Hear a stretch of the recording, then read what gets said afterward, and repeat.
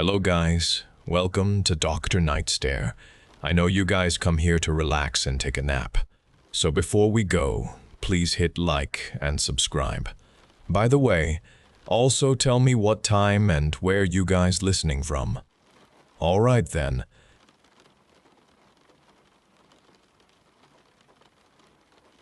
The cake sat on the kitchen table, candles burning bright. 8 small flames danced. My family sang the birthday song. My father smiled. My mother held a camera. My brother giggled beside me. I blew out the candles. Sweet smoke curled into the air. A sound ripped through the window glass. The world fractured into sharp pieces. Something struck my chest. It felt like a punch. My breath left my body in a sudden rush. I fell from my chair. The floor was cold. My eyes found my mother. Her face was still. Blood bloomed on her shirt. My father lay beside her. My brother crumpled near the table. The air tasted metallic. My vision blurred around the edges. A heavy weight settled over me. My eyelids grew impossibly heavy. The last thing I heard was a quiet gurgle, then nothing at all. The world turned black. A sudden gasp pulled air into my lungs. It scraped against my throat. My eyes opened. A bright light shone directly above me. My body lay flat on something hard and cold. My head throbbed behind my eyes. I moved my fingers. They felt stiff. I could feel a rough sheet covering me. My skin was cold. A strange smell, clinical and sharp, filled my nostrils. I pushed at the sheet. It felt heavy. My chest rose with each breath. A man's voice called out. It sounded startled. Footsteps pounded down a hallway. A woman appeared in my line of sight. Her eyes were wide. She wore blue scrubs. Her mouth opened, but no words came out. Another man joined her. He had a clipboard in his hand. He looked at me, then at the woman. He looked at the sheet. His face went pale. "She's breathing," the woman whispered. Her voice shook. The man with the clipboard dropped it. It clattered on the tiled floor. He reached for my wrist. His fingers were cold. He pressed 2 fingers against the pulse point. His eyes widened further. He looked at me, then back at the woman. "Pulse?" he stated. His voice was a choked sound, a strong pulse. The room began to fill with more people. Everyone wore scrubs. They spoke in rapid, hushed tones.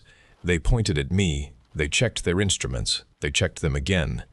One woman ran a hand over my forehead. Her touch felt tentative. My skin was still cold. I tried to sit up. A wave of dizziness swept over me. I lay back down. My throat felt dry. I wanted water. They moved me. I was on a soft gurney. The wheels made a soft rolling sound. Bright lights passed above. They led me into a different room. This room had more machines. Wires attached to my chest. A cuff squeezed my arm. They talked about readings. They talked about vitals. They talked about a miracle.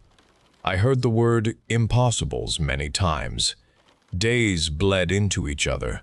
I stayed in that room. Doctors and nurses came and went. They took blood samples. They looked into my eyes with small lights. They pressed on my stomach. They listened to my heart with stethoscopes. My heart beat strong. My body felt fine. There were no wounds. The doctors shook their heads. They looked confused. They had no answers. My family was gone. No one spoke about it. I did not ask. It felt like a bad dream. One afternoon, a different person entered my room. He did not wear scrubs. He wore a dark sweater. It was Jude. My cousin Jude. His dark hair fell across his forehead.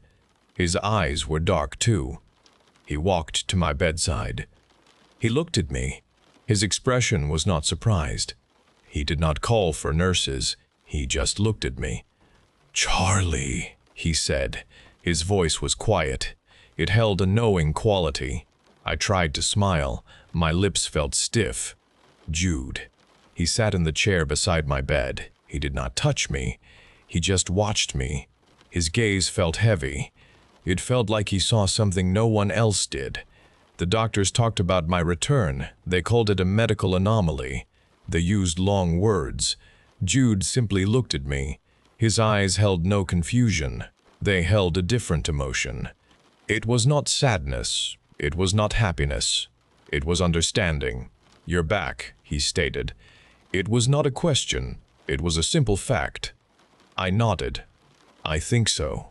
My voice felt raspy. He leaned forward. His voice dropped lower. "They don't understand it. They never will." I frowned. "Understand what?" He met my eyes again. His gaze seemed to reach deep inside me. "That you're not really back. Not the way they think." A coldness settled in my stomach. It was not the cold from the morgue. It was a deeper, spreading cold. It felt wrong. His words suggested something about me had changed, something fundamental. I was still me. I felt like me. But Jude's eyes told a different story. They saw a difference. He saw a shadow where there should be light. He saw a tear in the fabric of what was real. A nurse entered the room then. She smiled brightly at Jude. She asked if everything was all right. Jude nodded slowly. He stood up. He looked at me one last time. His lips pressed into a thin line. He turned and walked out of the room. The cold feeling stayed with me. It clung to my skin. It seeped into my bones. The medical staff treated me like a miracle. Jude treated me like a secret. His eyes held a truth I could not yet name. It was a dark, unsettling truth. It made the air around me feel thick. I was alive. I was whole. Yet I felt like a stranger in my own skin. My own heartbeat seemed to echo differently now. It carried a strange, hollow sound. I was no longer just Charlie. I was something else. I was the impossible. I was no longer just Charlie.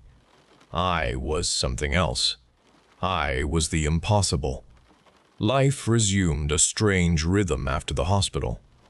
Aunt May and Uncle Arthur took me in, their house a quiet place filled with unspoken rules. Jude visited often. He just watched me with those dark, understanding eyes. I started school again. My classmates looked at me with curious glances. They knew I had died. They knew I was back. No one said a word about it. I felt like a fragile ghost walking among the living. The first incident happened during my 9th year. I climbed a tall oak tree in Aunt May's yard. I loved the strong branches and the view from the top. A loose branch gave way under my foot. I gasped for air. My hands slipped. I fell toward the hard ground. Time stretched. A strong jerk caught my shirt. My fall stopped. I hung upside down, tangled in a lower branch. My shirt fabric was ripped. I felt a sudden cold rush.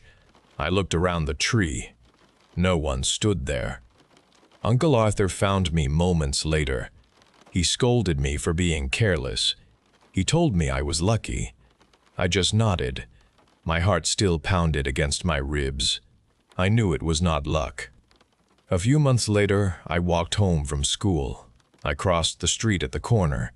A delivery truck sped around the bend. It came directly at me. I froze in the road. The truck horn blared loud. I could not move my feet. A sudden push shoved me hard onto the sidewalk. My knees scraped. The truck rushed past, wind buffeting my hair. I looked up. No one stood beside me. The street was empty. My breath hitched in my throat. My scraped knees burned. I just ran the rest of the way home. Aunt May bandaged my wounds. She lectured me about watching for cars. She thought I had tripped. I did not correct her. These strange near misses continued through my childhood.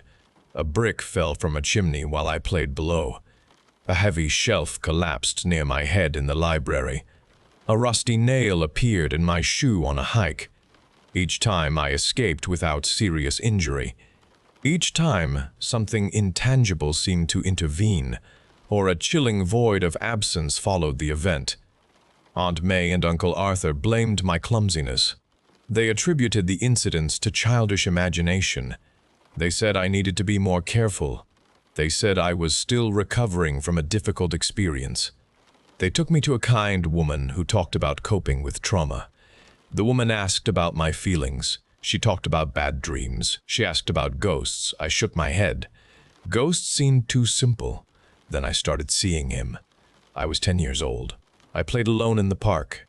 He stood across the field near the tall sycamores. He was a boy with dark hair and pale skin. He looked about my age. He just watched me. His eyes were wide. They held no warmth. They conversed a thall of wide. I looked back. He was gone.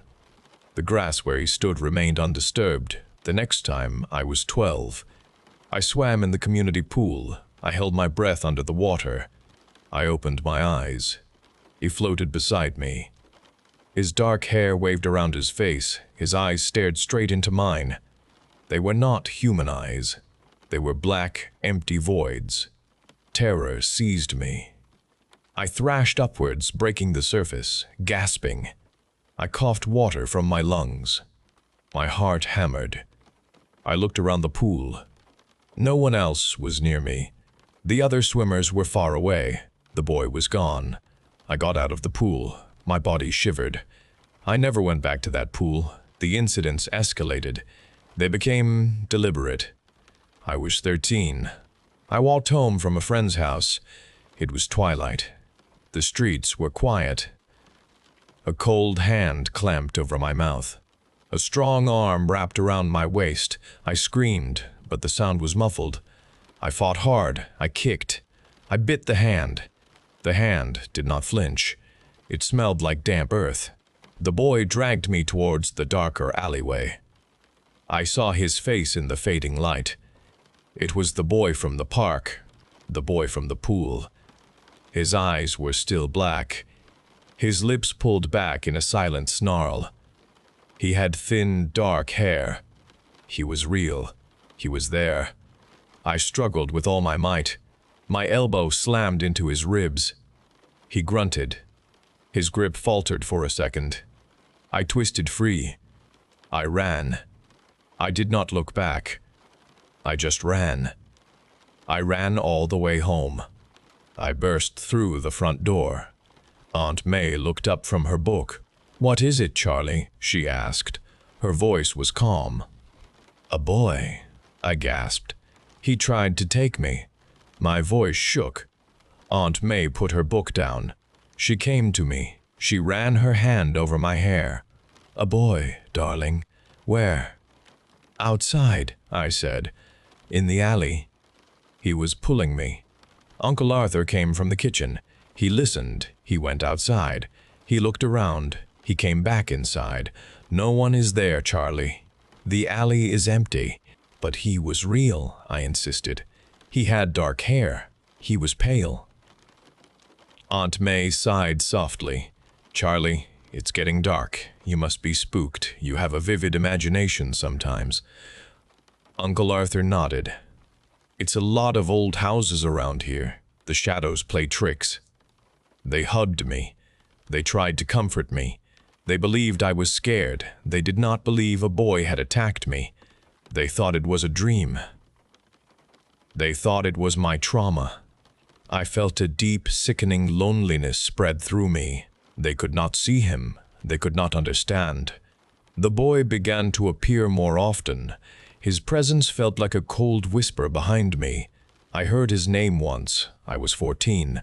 I sat on a bench outside the school. Two older girls walked past. One spoke in a hushed voice. "Did you hear about Ren Oliver?" she asked. The other girl shivered. They never found his body. Just his clothes near the old well. He just vanished. They spoke of him like a local ghost story. The name Ren Oliver settled into my mind like a heavy stone. It felt wrong. It felt like a key. I knew the boy pursuing me was Ren Oliver. He was supposedly dead. He escalated his attempts. One afternoon, I walked by the river. Ren emerged from the trees. He walked slowly toward me. His eyes were like black holes. He did not speak. He held a large rock in his hand. My breath caught in my throat. I backed away. He moved faster. I turned to run. He tackled me from behind. We tumbled down the bank toward the swirling river. The rock slipped from his grasp. He pinned me against the muddy bank. His face was inches from mine. His breath was cold, like grave dirt. His fingers closed around my neck. They were icy. They squeezed. I clawed at his hands. I kicked. My vision blurred around the edges. This was not a dream. This was real. He wanted to kill me. A sudden flash of light caught his attention. He looked up. His grip loosened for a split second. I seized my chance. I pushed him with all my strength. I scrambled up the bank. I ran without looking back. My throat was raw. My body ached. I knew someone had driven by. I knew someone had saved me. I never saw the car. Ren was gone when I looked again. I arrived home frantic. My clothes were covered in mud. My throat felt bruised. I cried as I told Aunt May and Uncle Arthur. I told them his name. I told them Ren Oliver had tried to drown. I explained everything. Aunt May held me tight. Uncle Arthur called the police. 2 officers arrived. They listened patiently. They searched the riverbank. They found nothing. No footprints. No sign of a struggle. They returned empty-handed. They spoke to Aunt May and Uncle Arthur in low tones. I heard the word delusions. I heard the word delusions. I heard trauma. My family looked at me with pity. They looked at me with concern. They did not look at me with belief. They arranged for more therapy sessions. They thought I needed help coping with my past. They thought I needed help separating reality from my mind. They said I was seeing things. They said I was imagining danger. I was not imagining. He was real. He was death. He was coming for me. I became isolated. My friends saw me as strange. My family saw me as broken. Jude was the only one. He would watch me with those dark eyes. He never said I was wrong. He never said I was imagining things. He just watched me. His silent understanding was a heavy comfort. It was a terrifying confirmation. He saw what I saw. He knew what I knew. I stopped talking about Ren. I stopped telling them about the near-fatal incidents. I just learned to live with the fear. I learned to run faster. I learned to watch the shadows. Ren Oliver was not a dream. He was not a symptom of trauma. He was the impossible. He was the boy who should be dead. He was the one who sought to make me dead again. He was death itself, relentless in his pursuit. Every creak in the house, every rustle in the trees, every sudden chill became a sign. He was always there. He was always watching. He was always coming for me. My 18th birthday arrived cold and quiet. Aunt May had baked a cake, but the festive air felt thin, strained. Jude sat across from me at the kitchen table, his dark eyes fixed on my face. He had been insistent for days, his warnings growing sharper with each passing hour. "You cannot go out tonight, Charlie," he said, his voice low and urgent. "Please, just stay inside. Stay with us." I shook my head, a familiar frustration building. "I am 18, Jude. I am going out with Liz. It is my birthday." I believed I had outrun the shadow for long enough. Ren had not shown himself in months. Perhaps he was truly gone. My family's dismissals had slowly worn down my vigilance, convincing me I was safe, if only for a night. Aunt May entered the room then, carrying a stack of plates. She gave Jude a disapproving look. "Leave her be, Jude," Aunt May said gently. "She is a young woman. She needs to live her life." Jude stood up abruptly. He glared at Aunt May, his jaw tight. "You know nothing of this, May. You are blind to it." He turned and walked out, the anger in his stride shaking the floor. Aunt May just sighed, shaking the floor. Aunt May just sighed. A tired sound. I ignored Jude's desperate plea. I chose to believe my family's manufactured calm. Later that evening, the music pulsed at Liz's party. Laughter echoed through the house. For a brief time, I felt normal, free. Liz pulled me onto the makeshift dance floor, her bright smile contagious. We danced, forgetting everything but the rhythm. The night air was cool, smelling of damp earth and distant rain. I stepped out onto the porch for a moment, needing a breath of fresh air. The party noise muffled behind the closed door. A shadow detached itself from the ancient oak tree in Liz's yard. It moved with an unnatural speed. My blood froze. This was not the Wren I knew. His form was impossibly tall, his skin stretched taut and gray over sharp bones. Enormous, leathery wings, like a bat's, unfolded from his back, scraping against the bark of the tree. His eyes, now entirely black, burned with a cold, ancient malice. His mouth, a ragged tear in his face, curved into a silent, cruel smile. He was a monstrous parody of the boy I remembered. He was a living nightmare. I stumbled back, gasping. He was no longer just a boy. He was a creature of the dark, born of the forest's hidden places. His presence radiated pure, unbridled hunger. He took one step, then another, his gait jerky and inhuman. My mind screamed at me to run, but my feet were rooted to the spot. Liz opened the door then, stepping out onto the porch. "Charlie, are you okay?" she asked, her voice laced with concern. She saw Wren. Her eyes widened. Her smile vanished.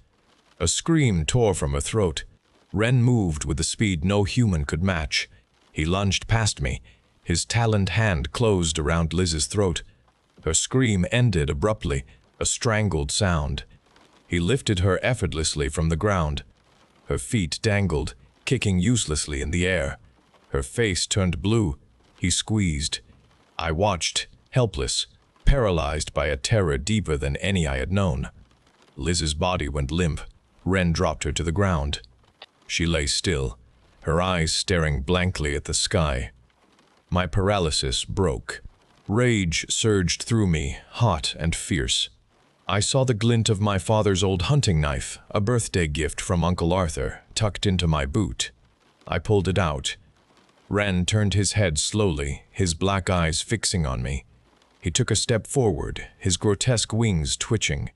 I lunged at him, knife raised. I plunged the blade deep into his chest. It sank in with sickening ease. He made a guttural sound, a strangled shriek that was not human. His wings thrashed. He stumbled back, clutching at the wound.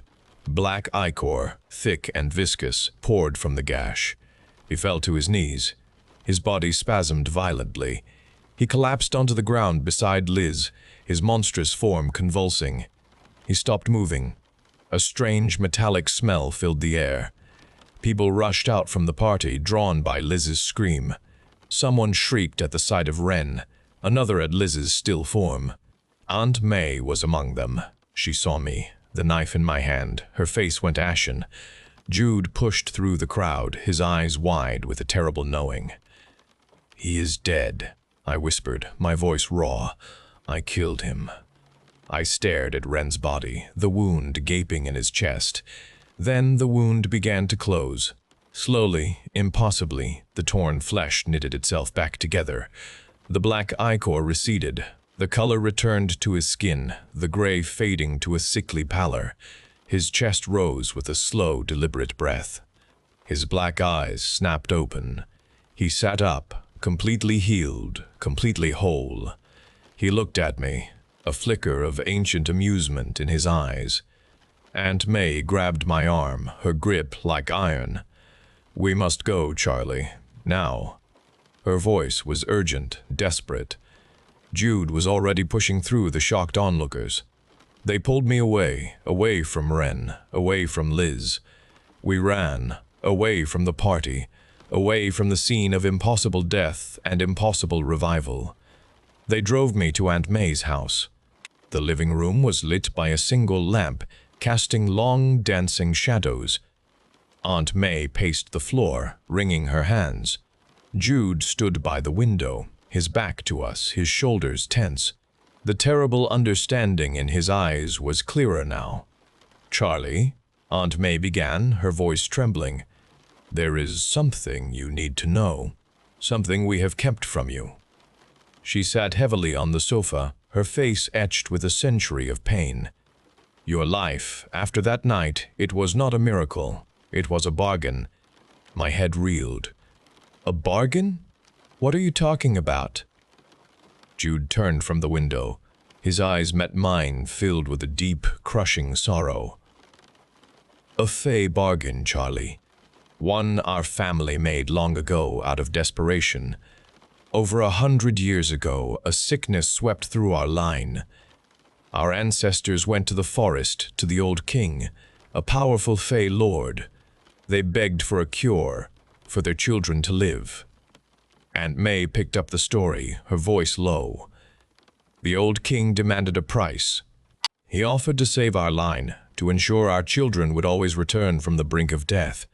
He offered you, Charlie, a continued existence. But in exchange," she paused, her breath catching, "in exchange he demanded 2 human sacrifices. 2 children, to be chosen from outside our family, to be given to him. They would be taken into his realm, converted into his heirs, to serve him forever. They would be tortured, remade, stripped of their humanity, becoming something else, something dark and eternal."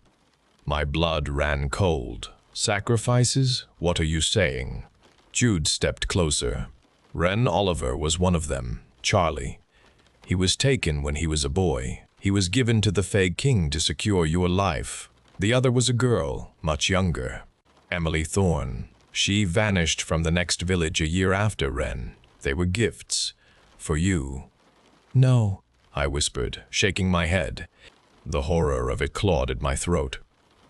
"No, that cannot be true." Aunt May's eyes were full of tears. "It is true, Charlie.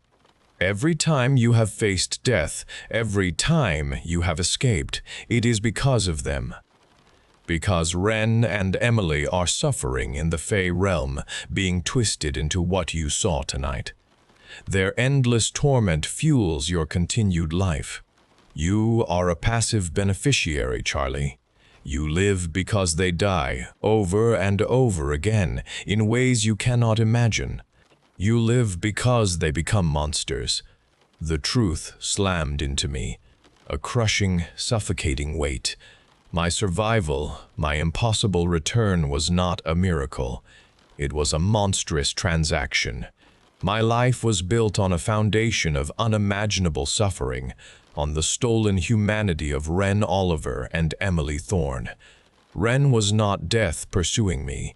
Ren was a victim, a sacrifice, twisted and returned by an ancient, cruel bargain, a consequence of my family's dark compact. He was trying to take back what was stolen from him. He was trying to end the endless agony I had condemned him to. He was trying to kill me, not out of malice, but out of a tortured desire for his own true death. I was alive, but the cost was an eternity of pain for others. The impossible truth shattered my world. My life was a lie, a cruel, grotesque bargain with a monstrous king.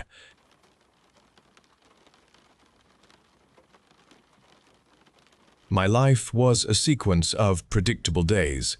I woke, drank cheap coffee, and stared at spreadsheets until my eyes burned. The apartment offered little comfort, its peeling paint a constant reminder of my stagnant existence. Bills arrived relentlessly, piling on the scarred kitchen table. Each envelope presented a small, insistent demand for money I barely possessed. I dreamed of escape, of a sudden windfall, but reality always anchored me to the chipped mug and the blinking cursor. One Tuesday, my routine broke. 3 figures stood outside my building when I returned from work. They wore dark robes, and hoods concealed their faces in shadow. They seemed to appear from nowhere, their presence stark against the gray concrete. I tried to walk past, my pace quickening, but one of them stepped forward. A voice, calm and without inflection, addressed me directly. "We offer damnation," it said. I stopped. Laughter caught in my throat. This was some elaborate prank. A street theater performance. "Damnation for what?" I asked, a cynical smirk on my face. The figure extended a hand. A dark, polished wood briefcase rested in its palm. The figure placed the case on the ground and opened it. Inside, neat stacks of currency filled the case. Crisp $100 bills displayed a vibrant green. More money lay there than I had ever seen. More than I could earn in a lifetime of spreadsheets and cheap coffee. It was too much. An absurd amount. My breath caught. "For the act of damnation," the voice repeated. The words resonated with a strange clarity. "We offer this sum, a full payment." My mind reeled. The sheer volume of cash was mesmerizing. My skepticism gave way to an immediate, primal hunger. The bills felt real, smelled real, looked undeniably authentic. My mundane existence flashed before my eyes.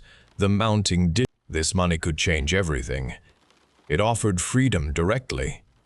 What does damnations entail?" I managed to ask, my voice hoarse. My eyes remained fixed on the green stacks.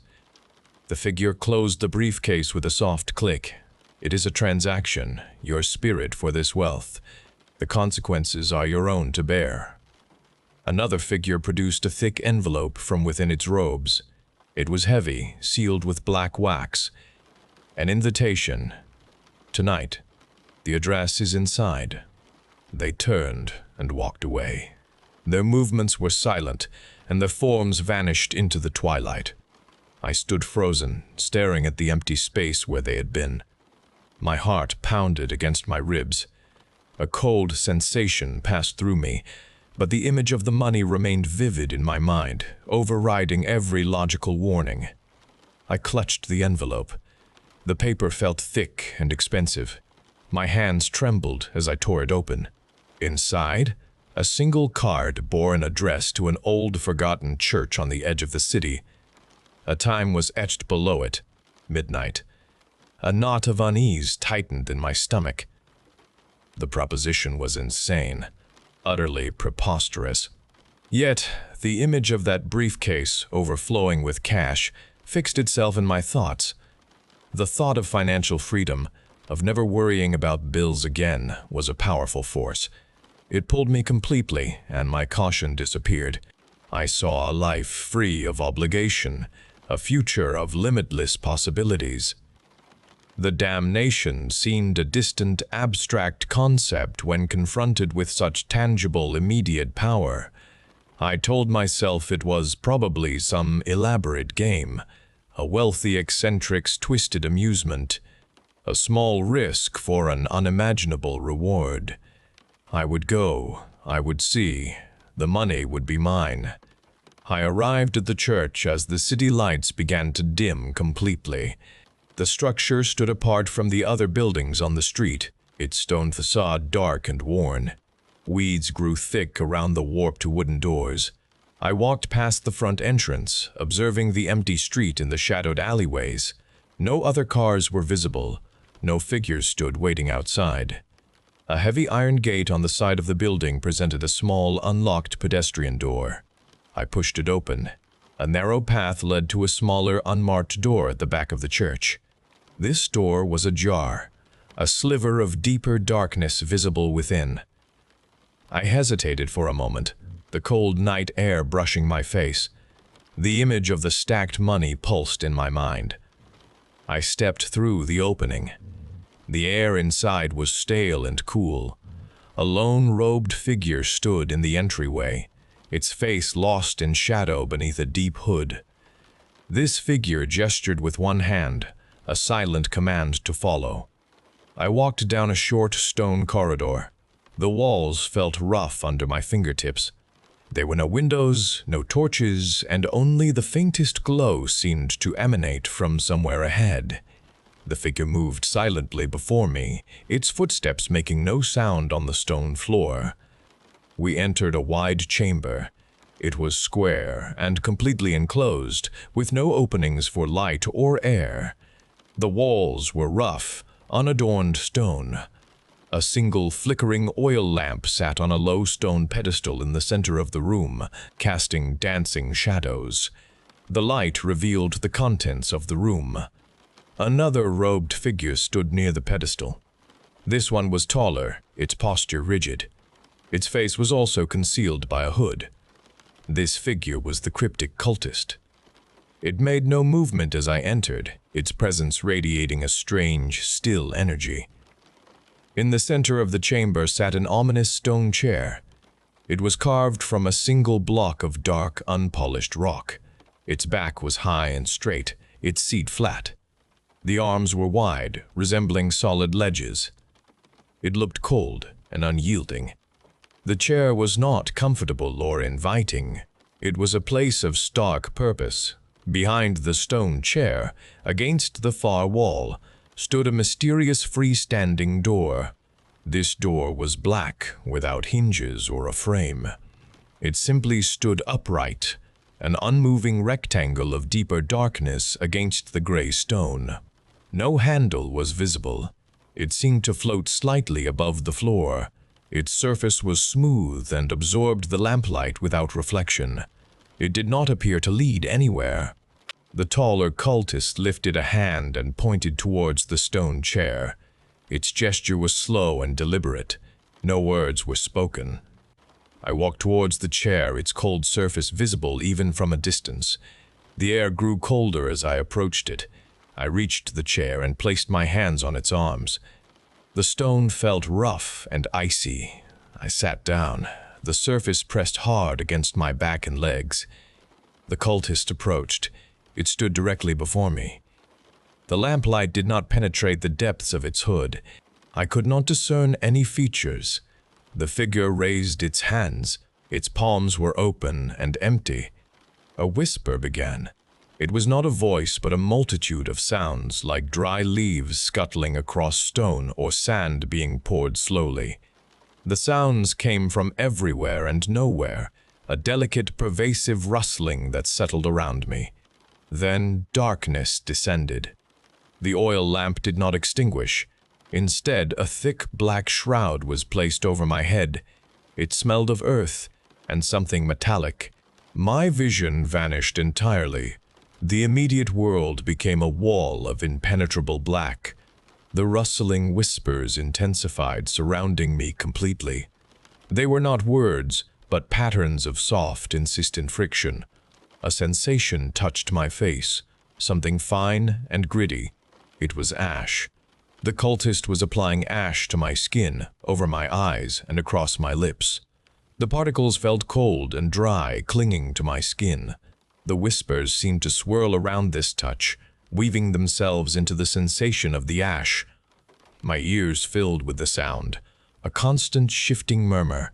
My other senses were completely shut down. The chair was still hard beneath me.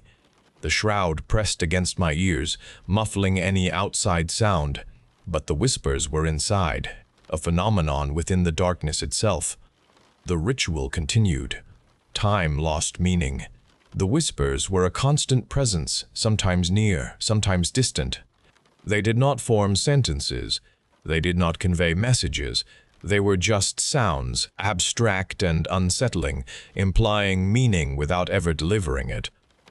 The ash felt permanent on my skin, a dry layer that seemed to seep into me. The darkness was absolute. I felt completely isolated within the chamber, yet also immersed in the strange, whispering current. The nature of the damnation remained a mystery, a bizarre sensory experience. I was simply there, enduring the ash and the murmurs, suspended in an unknown process. Then, a sudden heavy pressure on my head. The shroud was lifted. The room returned, the oil lamp still flickering. The cultist stood back, its hands again empty. The other robed figure was gone. The stone chair was cold. The black door remained against the far wall, still and featureless. The ash clung to my skin and clothes. The whispers lingered at the edge of my hearing, a residue of sound.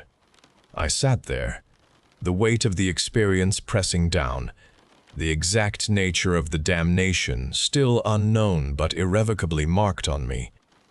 The money changed everything in an instant. I quit my job the next day and bought a new apartment overlooking the city. Expensive clothes replaced my old, worn garments.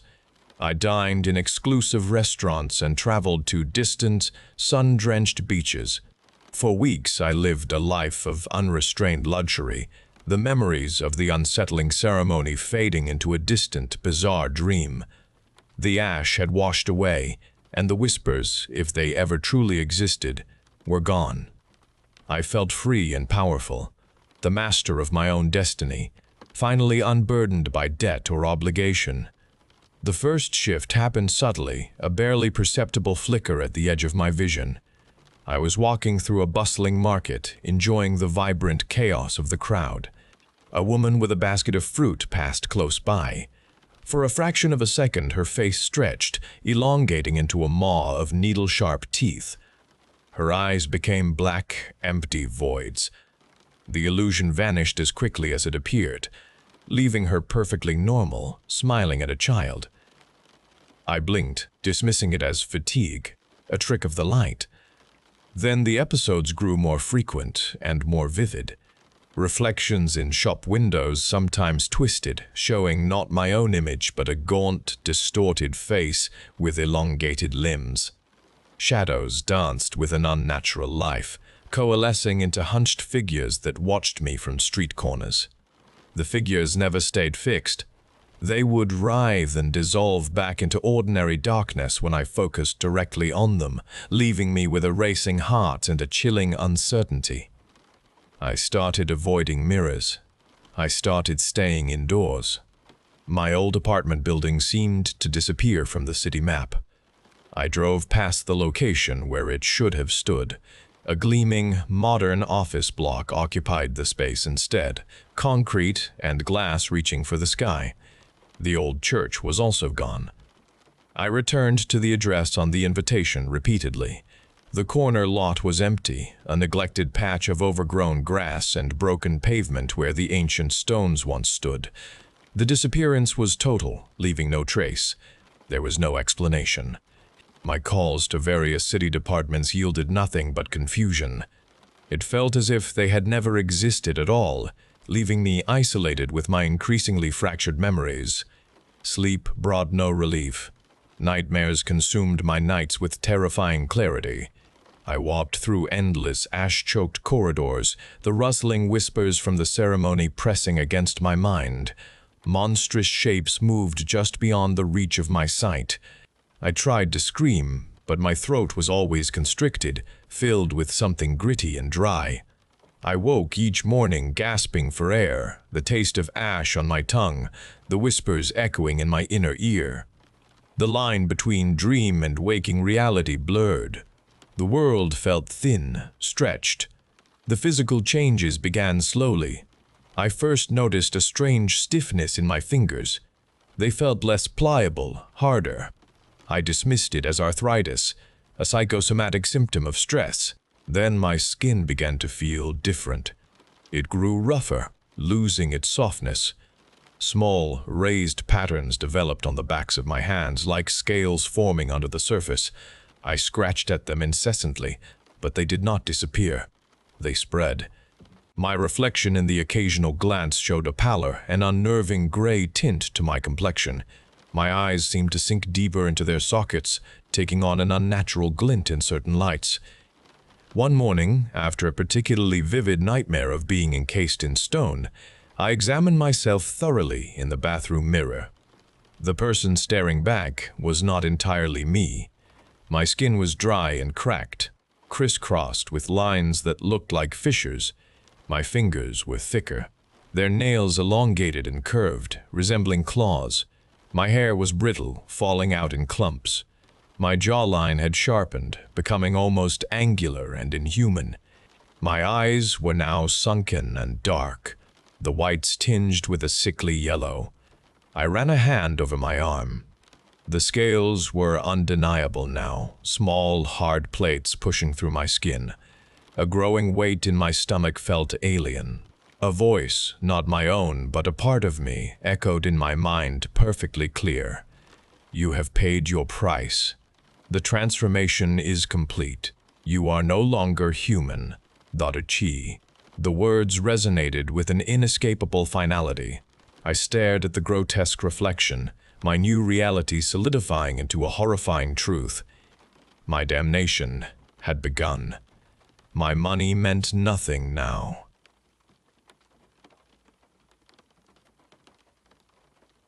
Our days in Richmond stretched out, long and hot beneath the Queensland sun. The dirt road leading to our house would bake solid, then turn to dust with every passing ute. We rode our bikes through the low scrub, pushing past the scratchy leaves, our legs scarred from small falls and close calls. The river was a muddy, slow-moving ribbon where we spent entire afternoons skipping stones and watching dragonflies dart over the water. School was a small brick building in town, a place we endured before escaping back into the open spaces. My best friend Eric lived 2 farms over, and his dad's old ute often rattled up our driveway, bringing him for another afternoon of exploration. Emily lived closer to town. Her parents owned the general store, and she often met us after school, her voice bright against the quiet drone of the country. Eric, with his wild mop of sun-bleached hair and a grin that always promised mischief, was the kind of friend who pulled you into trouble with a shout and a laugh. He possessed an endless supply of energy, and his ideas for adventure, usually involving climbing something or sneaking somewhere, always felt exciting. Emily, with her bright eyes and a quick wit, was the anchor of our trio, bringing a careful planning to Eric's impulsiveness and a calming presence to my own often anxious nature. We had known each other since primary school, growing up together in a world where the nearest city felt like a distant dream, and the bushland behind our homes was our entire universe. The idea for the camping trip surfaced during one particularly sweltering afternoon in January, the kind of heat that made the air shimmer over the bitumen roads. We were gathered in the shade of the old Moreton Bay fig tree in our backyard, sipping warm lemonade and tossing pebbles at a rusty tin can. Eric, bored with the game, suddenly declared we should go camping, just us, without any parents around. Emily's eyes widened, a mixture of apprehension and excitement flickering across her face, while I felt a surge of nervous energy. We had never spent a night out in the bush alone, and the thought of such a venture felt like a true step into adulthood, a real test of our independence. Our plan developed over weeks of whispered conversations and secret meetings. We chose a spot deep within the state forest, a clearing by a creek that Eric claimed to have found during one of his solo explorations. It was far enough from any main road or farm that we knew our parents would never discover our absence for at least a day. We meticulously packed our supplies, a small tent, sleeping bags, a rusty billy can for boiling water, packets of instant noodles, and a stash of lollies bought with our pooled pocket money. We planned to tell our parents we were sleeping over at each other's houses, a plausible enough lie given how often we did exactly that. The thrill of deception added another layer of excitement to our secret adventure. We felt invincible, masters of our own destiny, charting a course that was entirely our own. One afternoon, while collecting firewood from a stack near the river, we ran into Eddie. Eddie was an old man who lived in a ramshackle hut further down the riverbank, a solitary figure known for his long, tangled beard and his profound connection to the land. He spoke with a quiet intensity, his words often laced with stories of the old days and the spirits of the bush. He had watched us grow up and sometimes offered us advice, though usually in the form of cryptic warnings that we, in our youthful exuberance, rarely took seriously. He saw the axe Eric carried and the ropes I had bundled. Eddie squinted at us, his eyes like dark stones beneath bushy brows. "Going deep into the bush, are you?" he asked, his voice a low rumble. Eric, always quick to boast, nodded proudly. "Just us, Eddie. Gonna camp out near the old creek." Eddie's face grew serious. He looked from Eric to Emily, then to me, a peculiar sadness entering his gaze. "You kids need to be careful out there," he cautioned, his voice dropping to a near whisper. "The bush ain't always empty, not when the sun goes down. There are things that walk the high branches, things that listen to young voices and follow the scent of fresh blood." Emily shivered, clutching her arms, and I felt a prickle of unease run down my spine. Eric, however, just laughed, a boisterous sound that echoed through the quiet afternoon. "Ah, come on, Eddie, you and your bush spirits," he scoffed. "We're just going camping, nothing's out there but kangaroos and possums." Eddie shook his head slowly, a solemn expression on his face. "You city folk, you always think you know everything," he muttered, more to himself than to us. "The old ones, they knew better. They respected the spirits, kept their distance. You children, you play with fire you don't understand." He paused, his gaze fixed on a distant point in the trees. "The trees have eyes, and the hollows have mouths. Some things, they watch from above. They wait for the careless ones." His words, delivered with such conviction, cast a momentary shadow over our spirits. Emily looked genuinely disturbed, her usual bright demeanor subdued. I felt a fleeting sense of apprehension, a cold knot in my stomach. Eric, however, clapped Eddie on the shoulder with a playful grin, dismissing his warnings with a wave of his hand. "Don't worry, Eddie. We'll be fine. We know what we're doing."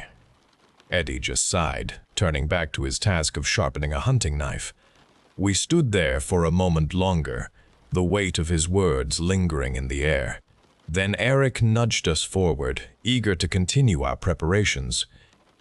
"He's just an old, superstitious man," Eric declared, forcing a laugh as we walked away. "He loves to scare people with those old stories. There's nothing to worry about." Emily still looked hesitant, but Eric's confident tone and my own desire to push away the unsettling feeling helped us both to brush aside Eddie's strange pronouncements. We were young and full of confidence, convinced that the bush was simply a playground for our adventures, a place where rules and fears from the adult world did not apply. Eddie's warnings faded into the background. Just another eccentric tale from an old man, easily overshadowed by the exhilarating prospect of our secret trip. We imagined a night of freedom beneath a sky full of stars, sharing secrets and laughter, proving to ourselves and the world that we were old enough for anything. The forest ahead promised adventure, not danger, and we stepped eagerly into its deceptive embrace. The sun was already dipping towards the horizon when we finally loaded Eric's old, battered ute. It smelled of hay and dust, a familiar scent from countless trips to his farm, but today it carried a different significance. This was our escape vehicle, our transport to true freedom. Eric revved the engine, the sound loud in the quiet afternoon. And then we were off, kicking up a plume of red dust as we sped down the dirt track. We turned onto the main road, heading west, away from town and towards the deeper parts of the state forest. The landscape changed quickly. The scattered farmhouses gave way to denser bushland. The trees grew taller and closer, their branches met overhead, creating a dark passage. The light through the leaves became a deeper green shade. Eric cranked up the radio, a crackling pop song filling the small cab, and we sang along, our voices full of youthful confidence. Emily laughed, leaning her head back against the worn seat, her bright eyes reflecting the changing light. After a long stretch of bitumen, Eric turned the ute onto a narrow, unpaved track, barely more than 2 ruts carved into the earth. The branches of the eucalypts scraped against the sides of the vehicle, showering us with dry leaves and small twigs. The track was rough, forcing us to slow down, and the playful atmosphere in the ute began to shift. The music became muffled by the bumps and rattles, and our laughter subsided into quiet conversation. "This is it," Eric announced, his voice carrying a note of excitement. "Past that old gum tree, and we're almost there." He pointed ahead to a massive tree standing sentinel by the track, its bark peeling in long strips. Emily leaned forward, looking out the window, her brow furrowed. "It's getting dark back here, Eric," she said, her voice soft. "Are you sure this is the right way?" "Of course it is," Eric scoffed, glancing at her with a grin.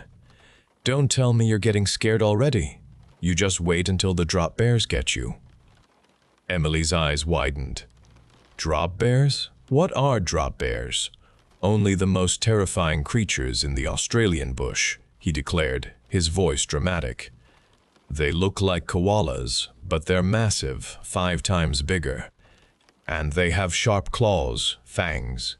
They hide in the highest branches and wait for unsuspecting campers to walk underneath. Then, wham! They drop right on your head and scoop out your brains with their claws." I saw Emily shiver, pulling her arms around herself. Even though Eric's story was meant as a joke, a shiver went through me too. The trees outside looked tall and dense. The shadows grew long and distorted as the sun sank lower. "Don't listen to him, Emily," I said, trying to sound reassuring. "He's just trying to scare you. Drop bears aren't real. It's just an old bushy story." "That's what they want you to think," Eric countered, his eyes gleaming in the rearview mirror. "They're silent, too. You'd never hear them coming until it's too late. They blend in with the bark. You're just walking along, happy as anything, and then suddenly you're flat on your back with a furry, fanged monster tearing into your face." He made a ripping sound with his mouth. Emily pressed herself closer to me, her apprehension evident. Her previous bright demeanor had vanished, replaced by a quiet nervousness. The bush outside seemed to press in on us with every meter we traveled, the towering eucalypts casting deep, solid shadows across the track. The air grew cooler, carrying the damp scent of eucalyptus and decaying leaves. The sounds of the day, the distant chirping of birds and the buzz of insects began to fade, replaced by a growing quiet. "It's fine, Emily," I repeated, reaching out to pat her arm. My voice felt less certain. I tried to dismiss the image Eric had painted, but the sheer size of the trees outside made it plausible. The way the branches intertwined high above created a dense canopy, a good hiding place for anything, real or imagined. We had grown up around bushland, but this felt wilder, untouched. The tracks were overgrown, and the air carried an old scent of earth and something ancient. This was not the familiar scrub behind our homes. After another bumpy 15 minutes, the track finally opened into a small clearing. A narrow creek snaked along one side, its water dark, still. The clearing was surrounded by enormous gum trees, their smooth, pale trunks rising straight into the darkening sky. It was exactly as Eric had described, secluded and private. Eric killed the engine, and the sudden silence was absolute, a heavy weight after the rattling journey. The air felt colder outside the vehicle, and the sounds of the bush, previously absent, began to fill the air. The rustle of leaves in a light breeze, the distant croak of a frog by the creek, the high chirp of insects. We quickly set about establishing our camp. Eric, with his usual energy, began gathering firewood while Emily and I wrestled with the small tent. The fabric was stiff and the poles unwieldy, but eventually we managed to get it upright, a small dome of orange nylon against the vast backdrop of the darkening forest. The task of setting up camp provided a temporary distraction from the growing unease. Our movements were brisk and purposeful, a shared effort that brought back a sense of camaraderie. As the last light bled from the sky, we had our campfire roaring, its cheerful flames pushing back the encroaching darkness. The heat felt good on our faces, and the smell of burning wood was comforting. We huddled around it, toasting marshmallows Emily had packed, their sugary sweetness a welcome treat. For a while, the simple act of camping felt real, a successful adventure, just as we had imagined. The flickering firelight cast shadows on the surrounding trees, making them seem to move and watch, but for a moment, we ignored that. "You know," Eric said, picking a burnt marshmallow off his stick, "my dad told me about some other things out here, not drop bears, but other stuff." He paused, looking around at the darkened edges of the clearing. Emily tensed, her gaze darting into the shadows. "What other stuff?" she asked, her voice barely a whisper. "Old stories," Eric continued, his voice now lower, losing some of its earlier playfulness. "About the spirit of the bush. Things that mimic sounds, things that climb. Sometimes," he said, "if you're out deep enough, you'll hear strange calls. A baby's cry, or someone calling your name. It sounds like a human voice." I felt a fresh wave of apprehension wash over me. Eddie's warnings from earlier in the week resurfaced in my mind, the strange sadness in his eyes. Eric was usually full of bluster, but there was a seriousness in his tone now that made the stories feel less like jokes. "He said," Eric went on, tossing his stick into the fire, "that the old ones, the ones from the Dreamtime stories, they didn't just live on the ground. They lived in the trees, high up, and they watched." He gestured upwards towards the thick canopy overhead, a place where the firelight did not reach. Emily wrapped her arms around her knees, her face pale in the firelight. "Stop it, Eric," she pleaded, her voice trembling slightly. "You're scaring me." "I'm just telling stories," Eric replied, though his own gaze lingered on the upper branches. "It's part of camping. Bush legends." He picked up another stick and poked at the fire, sending sparks flying into the night. The sounds of the bush became more distinct as the night deepened. The rustling of leaves no longer sounded like a gentle breeze, but something else, something moving deliberately. A twig snapped somewhere out in the darkness, a sharp, sudden sound that made us all jump. Emily gasped, her eyes wide with fear. "It's just an animal," I said, trying to be brave, though my heart beat faster in my chest. "Probably a possum or a wallaby." Eric, however, did not agree. He cocked his head, listened. "That was a bit heavy for a possum," he muttered, his voice quiet. He picked up a heavier piece of wood, holding it ready. The air around us felt different now. The earlier sense of freedom and adventure had dissolved into a tangible anxiety. The fire, which had felt comforting, now seemed to draw attention, a bright point in the vast, consuming darkness. Beyond the bright circle of our firelight, the trees stood silent and towering. Their dark forms blended into a solid wall. The sounds that came from them differed from the chirps and squawks of our backyard bush. These sounds were deeper, resonant, hard to identify. We tried to resume our cheerful conversation, but the attempts felt forced, brittle. Each crackle of the fire, each distant rustle in the leaves made us tense up, our eyes darting into the surrounding shadows. The joy of our secret trip had been replaced by a gnawing apprehension. We were alone in a place that felt too big and too ancient for us. The carefree setting of our evening had become a stage for something else, something that pressed in on us from all sides. The tales, Eric told, even in jest, had found purchase in the dark, silent bush. We sat there, 3 small figures bathed in the orange glow. The blackness around us grew closer, quiet, waiting. I awoke to a sound that was not a part of the familiar night. It was a heavy thud, then a scraping movement above our heads, a vast weight dragging across the branches of the towering gum trees.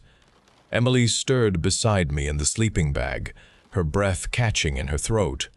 The small tent felt suddenly suffocating. I held her close, our bodies pressed together, listening with desperate intensity.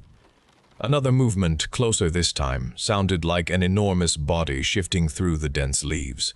It was coming from the highest branches, directly over our small clearing. The sound was deliberate, slow, and powerful. A low growl vibrated through the air, a sound that came from deep within, something ancient and vast. It was not an animal I recognized from any bushwalks. My heart hammered a frantic rhythm against my ribs in the absolute quiet of the tent. Emily's grip on my arm tightened, her nails digging into my skin. Her breathing became shallow and ragged. We lay there, frozen, listening to the heavy presence moving above us. A thick twig snapped loudly, then another, then the distinct rustle of large leaves being pushed aside with immense force. It circled the clearing, a predator moving with disturbing purpose. I strained my ears trying to locate Eric. He had insisted on sleeping by the dying fire just outside the tent, a show of youthful bravado we had reluctantly humored. The fire had died down to glowing embers, providing little comfort now. The darkness beyond the thin tent fabric pressed in, a solid, tangible mass. Then, a branch directly over us groaned, protesting loudly under immense weight. The tent fabric vibrated, a faint tremor through the nylon.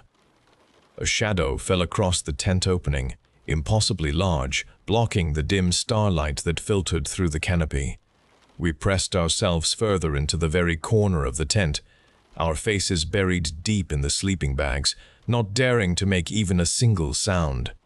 A guttural snarl ripped through the air, a sound of pure predatory hunger that scraped against my eardrums. It was followed by a sudden, sickening thud just outside the tent, a heavy impact that shook the very ground beneath us. Then came Eric's scream, a raw, piercing sound of pure terror that was abruptly cut short, replaced by a desperate gurgling sound. I heard tearing, ripping sounds, wet and violent, horribly close. Emily whimpered, a small, choked sound of complete despair.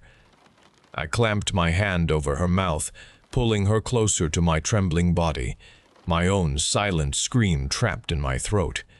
The horrifying sounds continued, a brutal sequence of struggle and consumption. Eric's desperate pleas were stifled, turning into faint, agonized gasps, then silence. The creature made a strange, chittering noise, a sound of deep satisfaction, a sound of triumph. Then came the tearing again, the sickening wet sounds of flesh being violently ripped apart. The sounds moved, slowly, deliberately, dragging something heavy. It was being pulled away, uphill into the impenetrable density of the trees surrounding the clearing. Every rustle of leaves, every crack of a branch underfoot echoed with Eric's final horrifying moments. The sounds receded deeper into the bush, gradually fading into the vast, consuming night. We heard a final, sickening crunch, then a wet gulp, a sound of finality. After that, only the natural sounds of the night remained. The chirping insects, the distant croak of a frog, sounded normal again, but their normalcy was a new, profound horror. Emily was sobbing silently against my chest, her tears hot on my skin, her body shaking uncontrollably. I could not move. I could not speak. The world outside our tent was no longer safe. The horror we had dismissed as children's tales had revealed itself with brutal clarity. It was real. It was monstrous. It had taken Eric. We lay there, huddled, waiting for the impossible dawn, but knowing the world had changed forever, irrevocably broken. The next morning, it was Emily who found the strength to move. She crawled out of the tent, her body shaking, and stumbled towards the still smoking campfire. I watched her from the tent opening, numb and disbelieving. She picked up a charred stick and threw it into the nearby creek. Then she screamed. a raw, broken sound that ripped through the quiet bush. That scream, carried on the morning air, was what eventually brought help. A distant farmer, out checking fences, heard her and investigated. The police arrived, then paramedics. They found us, two terrified, shell-shocked teenagers, huddled in a clearing with a story they did not understand. Emily kept pointing towards the trees, whispering Eric's name. I could not speak, frozen in a world that felt utterly alien. The official explanation was swift and simple. A wild dog attack, perhaps a dingo, though no body was found, only traces of blood and torn fabric. They said we had imagined the rest, traumatized by the event. Our parents, relieved to find us alive, cooperated, eager to bury the horror. The truth, whatever it was deemed too unbelievable, too disturbing for anyone to accept. Emily and I were separated.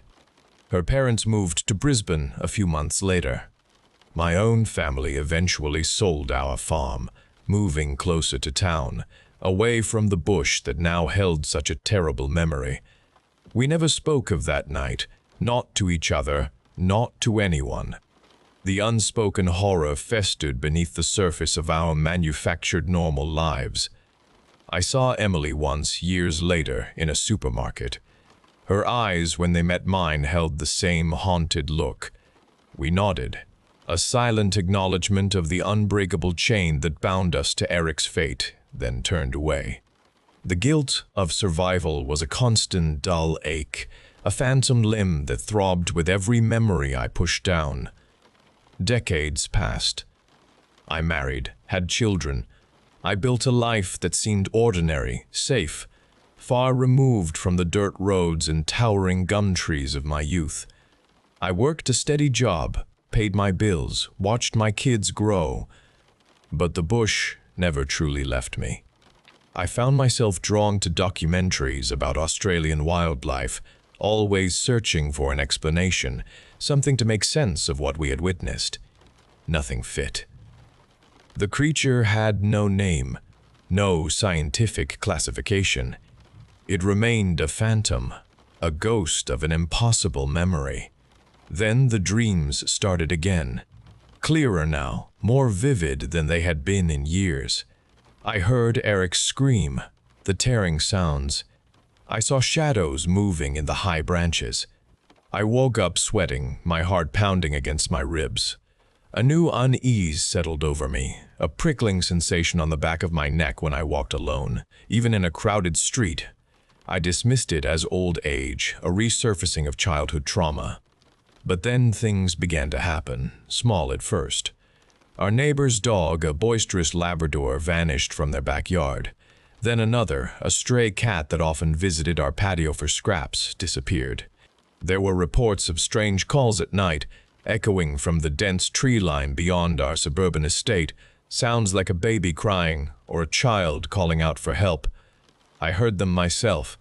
Late one night, a chilling, insistent wail that raised goosebumps on my arms. They were almost human, yet wrong. My memory, long suppressed, stirred. Eddie's words came back to me, unbidden, things that mimic sounds, things that climb. I knew, with a certainty that chilled me to the bone, that the past had not remained buried. It had simply waited. The old, rusted ute still sat in Eddie's yard, overgrown with vines, a monument to a simpler time. His ramshackle hut had aged, leaning further into the surrounding scrub, but a wisp of smoke still curled from its chimney. He was older, his beard whiter, his frame thinner, but his eyes still held that same intensity, those dark, knowing stones beneath bushy brows. I found him sitting on his porch, whittling a piece of wood. He looked up as I approached, his gaze unwavering, as if he had been expecting me. "It's been a long time, boy," he rumbled, his voice gravelly with age. "Thought you'd forgotten the bush altogether." I explained the unsettling events, the dreams, the strange calls, the disappearing animals. I spoke of the night Eric died, of the creature, no longer using the vague terms of a wild animal. but as something real, something specific. He listened, silent, his whittling knife still. When I finished, the quiet stretched between us, filled only by the sounds of the bush. Eddie finally spoke, his voice low, a storyteller's cadence. "You remember what I told you about the old ones, the ones in the trees?" I nodded. "The legend, it has a name. We called it the Yarama, Yahahu. It's not a spirit, not truly. It's a creature of the deep bush. It looks like a small, red frog, but it has large head, a large mouth, and long, sucking fingers and toes. It climbs, swift as a shadow, always high in the tallest trees. It waits." He paused, his eyes fixed on some distant point in the bush, a dark memory playing across his face. "When it finds a traveler, especially one lost or alone, it drops from the branches. It wraps its long fingers around them, uses its suckers to drain their blood. Then, it sits there, digesting, until it gets sick and vomits them back up. But the person who comes out, they are smaller. They are a Yarama Ahahu themselves. They have red skin, a large mouth, and long fingers and toes." He looked at me, his gaze piercing. "That's what happened to your friend, Eric. It swallowed him. It turned him. My blood ran cold. The image of the creature, Eric's screams, the tearing sounds, they coalesced into a grotesque new understanding. The horrifying process, the transformation. It was a cycle, a grotesque propagation. The creature had not just consumed Eric, it had made him, and it could make others. I left Eddie's hut in a daze, the setting sun painting the bush in hues of orange and purple, a beautiful veneer over unspeakable horror. The drive home was a blur of gravel and trees, each shadow suddenly holding a new menace. The truth, finally revealed, was far more terrifying than any mystery. It explained the lack of a body, the impossible speed of the attack, the strange sounds. It explained the chilling familiarity of the noises I heard in the night. Eddie's words echoed in my mind, a relentless, terrifying cadence. It swallows them whole. It vomits them back up. The person who comes out, they are a Yarama, Yahahu themselves. Gah. I pulled into my driveway, the house dark and quiet. I entered, flicked on the lights, and poured myself a glass of water, my hands trembling. The revelations had shattered the fragile peace I had built over decades. I walked to the window, needing to see the reassuring normalcy of my suburban street. But there was no normalcy. Outside, perched high in the branches of the ancient gum tree that shaded my front yard, a tree I had never paid much attention to before, something sat. It was small, vaguely humanoid, with reddish skin that almost blended with the rough bark. Its head looked too large for its body, and its long, slender fingers, tipped with suckers, gripped the branch with disturbing strength. Its mouth was wide, unnaturally so, a dark slit across its face. It sat perfectly still, watching my window. Its eyes, impossibly black, met mine across the dark expanse of my yard. They held a spark of knowing, an ancient, patient intelligence. It had been there, waiting, watching my house, perhaps for days, perhaps for weeks. And in those dark, vacant eyes, I saw not just a monster, but a faint, horrifying familiarity. The horror had never left. It had simply grown.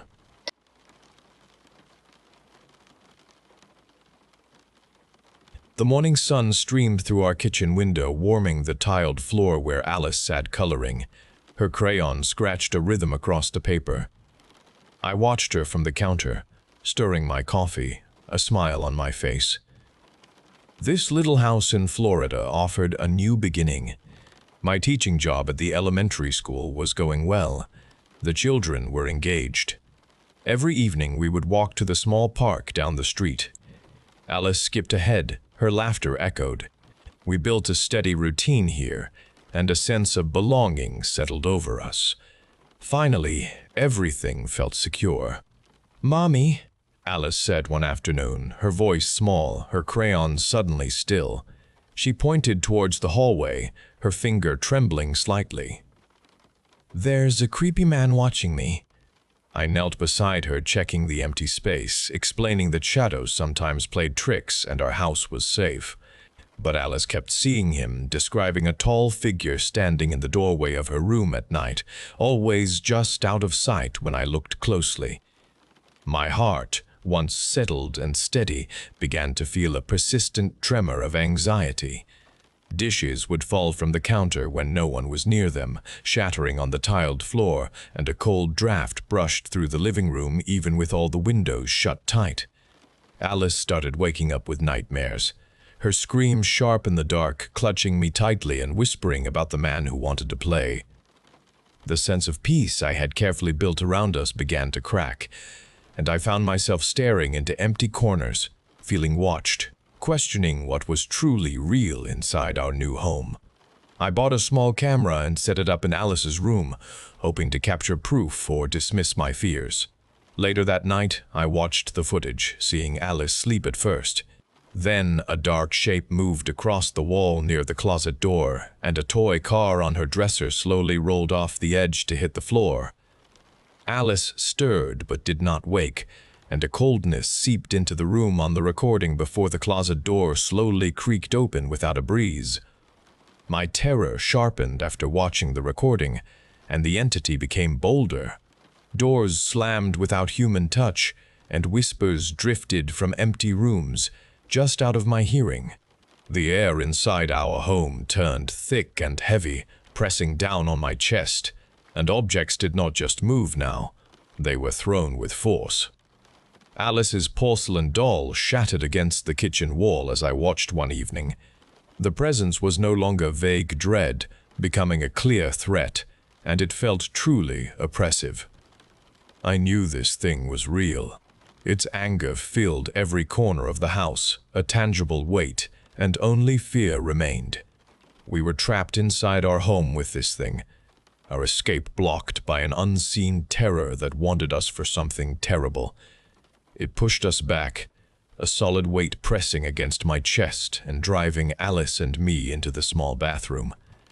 The door slammed shut, echoing a finality that made my stomach clench. The air inside the small space turned icy, and a crushing pressure bore down on us, stealing my breath. Dark shadows flowed from the corners of the room, swirling together into a shape that had no form but held immense power. It struck my arm, a brutal impact that sent a sharp pain through me, and I cried out. Alice screamed, her small body trembling against mine. The light bulb above us exploded in a shower of glass, plunging the room into near darkness. I saw the small, high window above the toilet, the only way out. I shoved Alice towards it with all my strength, pointing upwards. "Go, Alice, run," I urged, my voice raw and hoarse. She scrambled onto the toilet, her small hands fumbling with the latch, and then she pushed the window open. The cold air from outside rushed in, a brief moment of hope. The entity surged forward, its dark mass lunging towards Alice. I threw myself in front of her, feeling its icy grip close around my body, pulling me away from the window. I felt hands on my throat, squeezing, dragging me back into the consuming darkness of the house. Alice cried my name one last time, a desperate fading sound, as she dropped to the ground outside and ran away, her small shape disappearing into the blackness of the night, searching for help I knew might never come for me.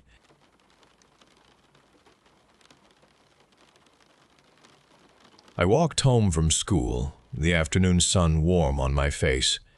Near the traffic junction where cars rushed past, I saw something in the dirt. It was a doll, covered in mud, tossed beside a storm drain. Its clothes were torn and grime streaked its plastic face, but I could still see its large glass eyes looking up at me. I picked it up, my fingers brushing against the cold plastic. It felt heavy in my hands, almost like a real baby. I looked around, making sure no one was watching. Then I tucked it inside my backpack. At home, I snuck into the bathroom and washed the mud away. The doll had dark hair and pale skin. I decided to keep her safe, a secret just for me, and I felt a strange connection, a warmth spreading through my chest as I looked at her. I put her inside my backpack for safekeeping, but when I woke up the next morning, she was sitting on my bedside table, her dark eyes open. I remember putting her in my school bag.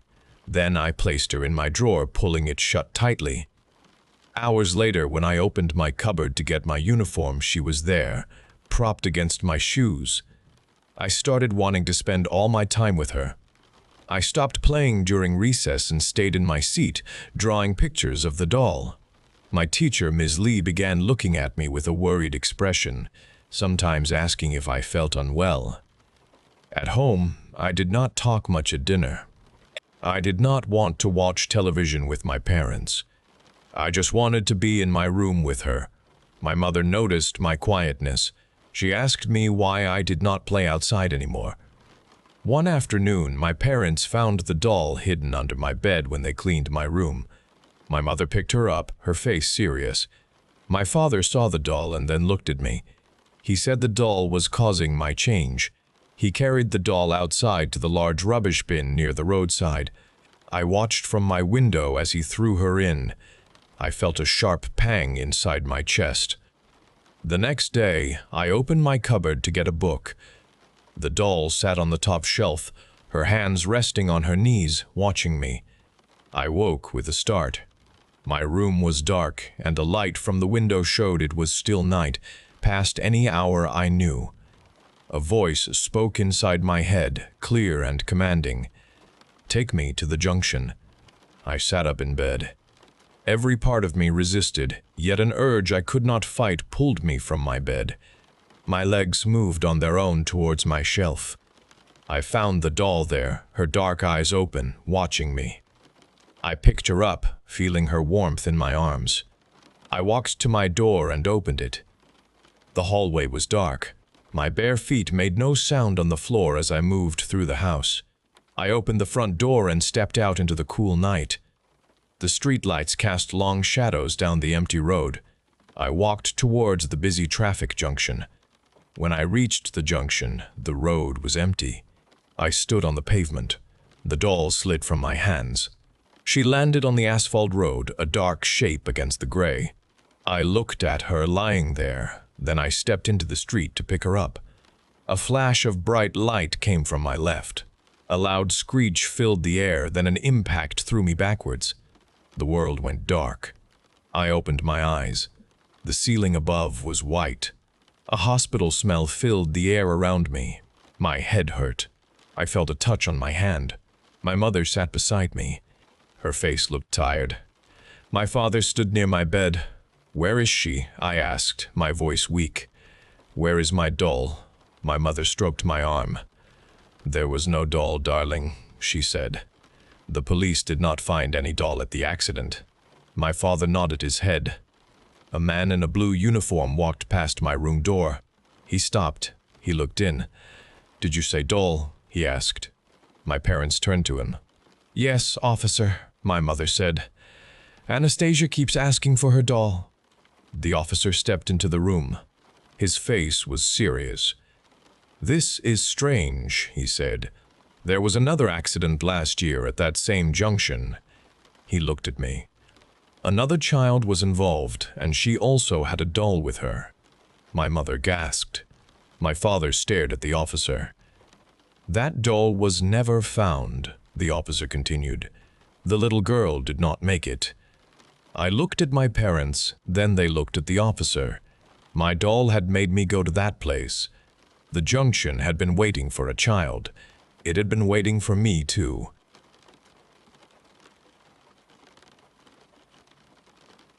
I woke up on the couch. 3 months had passed since the accident. My eyes opened to the familiar ceiling, then tracked to the kitchen where Sarah moved. She was there, standing by the coffee maker, her back to me. The smell of fresh brew filled the small living room. I sat up, pushing myself with my forearms. A dull ache settled behind my eyes. She had not turned around. I watched as she pulled a mug from the cupboard, then poured the hot coffee into it. The stream was steady, dark. My throat felt dry. I wanted to ask for a cup, to feel the warmth of the ceramic in my hands, but the words did not come out. Instead, I watched her. Sarah walked toward the sink, the full mug held loosely in her hand. She tipped it, and the coffee cascaded into the basin, swirling brown foam before disappearing down the drain. She set the empty mug back on the counter. Her movements were precise, deliberate. "Good morning, Sarah," I said, my voice coming out thin. She did not respond. She did not even flinch. She simply turned and began wiping down the counter, her gaze fixed on the gleaming surface. I tried again. "Are you all right?" She moved to the pantry, pulling out a box of cereal. My chest tightened. It was like I was not even there. I stood up, the rug soft beneath my bare feet. My heart beat a strange rhythm, a mix of confusion and something colder. I felt a growing uneasiness. The front door chimed, a familiar melody that usually heralded a friend or family member. Sarah, still by the kitchen counter, did not react. I watched her as she moved to the door and opened it. Mark stood there, my younger brother, his face drawn and weary. His eyes met Sarah's, a shared sorrow already passing between them. Sarah stepped forward, her body shaking as she collapsed into his arms. Her sobs began, soft at first, then growing into a raw, guttural sound that tore at my chest. "I just miss him so much, Mark," she wept, her voice muffled against his shoulder. "Every day it gets harder." My heart seized. Him. I was standing right there, only feet away.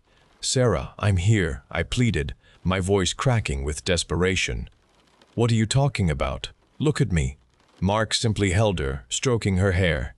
He offered soothing words, his own voice thick with a grief I could not comprehend, a grief that seemed to be for me. "I know, Sarah," he said gently. "I miss him too. We all do." Panic coiled in my gut. They couldn't hear me. They couldn't see me. I took a step closer, my hand reaching out for Sarah, wanting to pull her away from this bizarre charade, to make her look at me, to acknowledge my presence. My fingers brushed against her shoulder, but there was no contact. My hand passed through the fabric of her blouse, through her skin, through her very being, encountering no resistance at all. I recoiled, staring at my hand, then at her. My arm felt cold, a strange, hollow sensation where I expected warmth and solidity. Mark was still holding her, comforting her, his arms wrapped around a person I had just failed to touch. My own skin prickled with a horrifying realization. My existence had become nothing more than a ghost, a presence that could observe but never interact. I was not real to them, not anymore. The terrifying truth settled in my bones, chilling me to the core. Weeks stretched into a succession of silent days and nights. I watched them. Sarah maintained her performance of grief. Her movements remained slow, her eyes often red-rimmed when Mark was around. He came by almost daily now. His visits grew longer. He would sit with her on the couch, not where I had woken, but in the armchair across the room. She would rest her head on his shoulder, and he would hold her, his hand rubbing slow circles on her back. I noticed the way their eyes met sometimes, a quick, almost imperceptible look that went beyond shared sorrow. There was a closeness that felt too intimate for a grieving sister-in-law and brother-in-law. My chest tightened when Mark would tuck a strand of hair behind her ear, his fingers lingering on her skin. She never pulled away. Instead, she leaned into his touch, her face softened. The grief seemed to vanish in moments when they thought they were truly alone. I heard her laugh, a soft, genuine sound when Mark told a story about work. She would quickly compose herself if a neighbor called, her voice dropping back to the mournful tone. This careful shifting, This instant change ignited a new suspicion inside me. Their charade was too perfect, too easily turned on and off. I began to watch their faces for signs of strain, for cracks in their performance. I started to see them. The subtle smiles they exchanged when they believed I was not there. The way Mark's gaze would track her movements around the house. Possessive. My suspicion deepened with each passing day. Evening light filled the living room. Sarah sat on the couch with Mark, his arm around her, her head on his shoulder. I had heard her laugh earlier. An advertisement glowed on the television screen, ignored. Mark leaned in, his voice low. "Do you think anyone suspects?" Sarah raised her head. Her expression changed to a calculating look, the sadness gone. "Neighbors still bring casseroles," she said, a faint smile. They all bought it. Every tear. My stomach clenched. This was not grief, but performance. My suspicion became a horrifying certainty. "Good," Mark said. His hand found her cheek. His thumb traced her jaw. "I knew you could pull it off. You are a good actress." Sarah leaned into his touch. "And you, playing the heartbroken brother. We make a convincing pair." Her voice held dark amusement. I stood there, frozen. The air felt heavy, thick with their lies. Intimate gestures, shared looks, the comfort I had mistaken for solace, it all made sickening sense. My brother, my wife. This was why I was a ghost. This was their secret. Mark's gaze dropped to her lips. He lowered his head. Sarah met him halfway. Their mouths met in a long, soft kiss. It was a kiss of triumph, complicity, a dark, shared secret. Heat consumed me. It started in my chest, spread, burning through my incorporeal form. Blinding rage erupted inside me. Her fake tears, Mark's sympathetic touch, his whispered words of comfort surged back, mocking love and loss. The pain crushed me. This was a celebration of my absence. They had stolen my life and celebrated it. The betrayal was absolute. The rage burned through me. Then abruptly the room emptied. Mark and Sarah were gone. I stood alone in the quiet space. My gaze drifted to the coffee table. A printed document lay there, a police report. I moved closer, reading the black letters on the white page. It detailed an incident, suspicious single-vehicle collision. 3 occupants, 2 fatalities, 1 survivor. The facts presented themselves with terrible finality. 3 occupants, 2 fatalities, 1 survivor.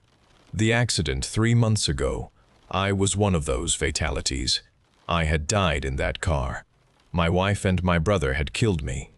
They had created this elaborate lie, playing out their cruel performance of grief while I haunted the very home where they celebrated my death. I was a ghost because I was dead, murdered by the 2 people I thought I loved.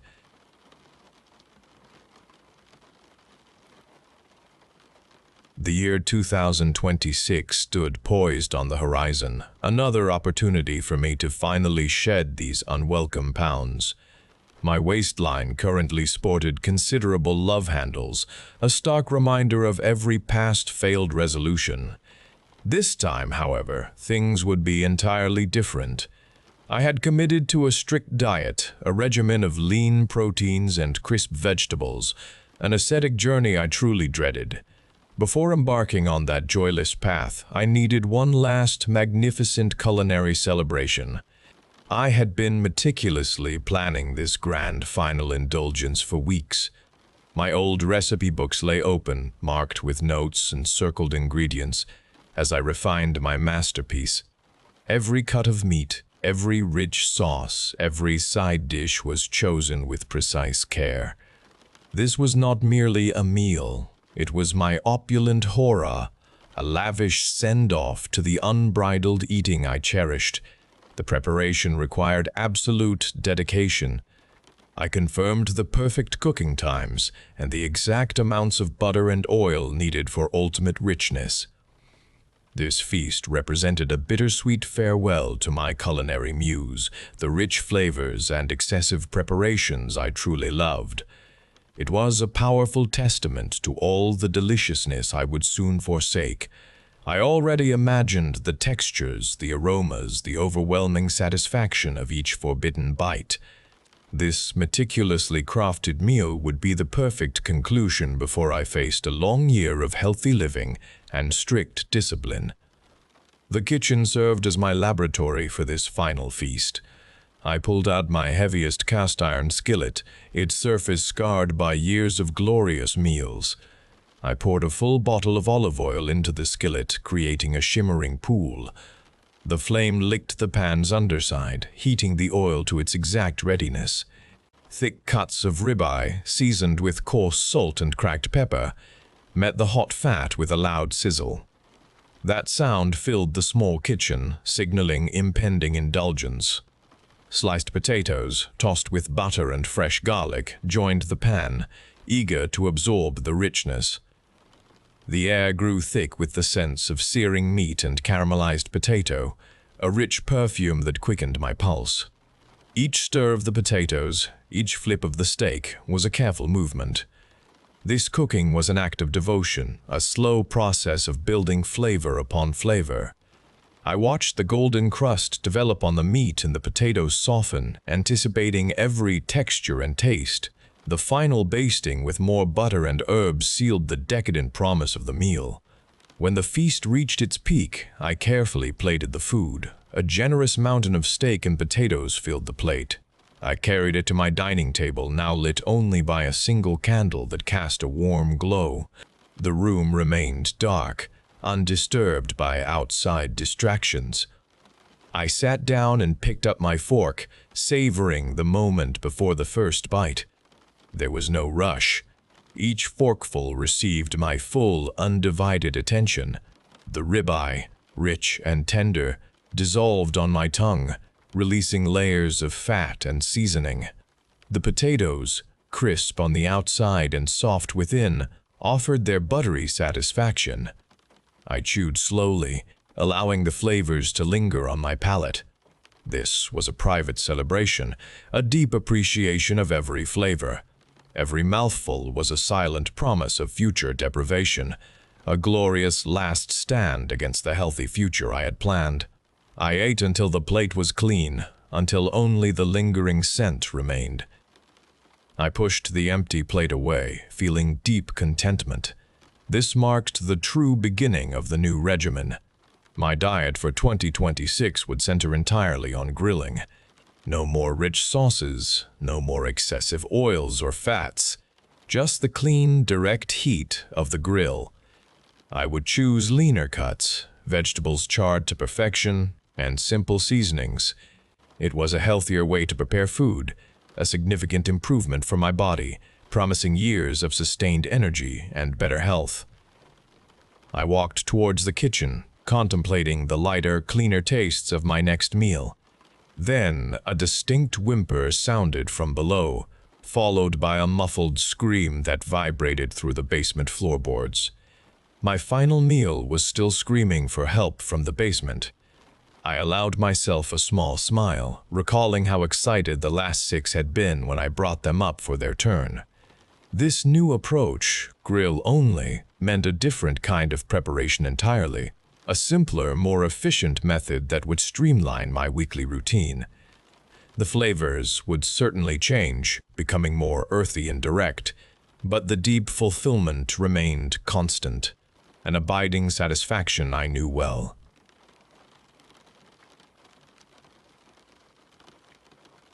I opened my eyes and saw red. A warm, sticky film covered my skin. My entire body felt numb, yet a deep ache resonated through my bones. I lay on something hard, something cold, and it moved beneath me. The smell of copper and acridness filled my nostrils, thick and cloying. A whirring sound grew louder, pressing in on my ears, constant and inescapable. I tried to lift my head, but it felt too heavy, tethered to the metal surface. All around me, forms lay twisted. Forms lay broken, their skin a mottled gray against the crimson smears. Limbs, dismembered, slid past my field of vision, then dropped away into darkness below the moving platform. This was a place of carnage, a processing line for what was once living. I felt no memory, no past, only this instant horror, this terrible new awareness of existence. The conveyor belt carried me forward with unyielding momentum.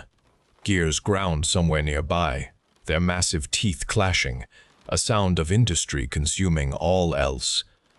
A brilliant, blinding light ahead grew larger with each passing second, consuming the darkness before it.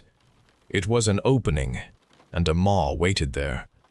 The machinery groaned, a deep mechanical sound vibrating through the metal structure, through my very bones, an alien tremor. I was moving on this belt, a raw material, towards a fate I could not comprehend but feared with every fiber of my being. The air grew colder as I neared the light, carrying the scent of sterilization and fresh death.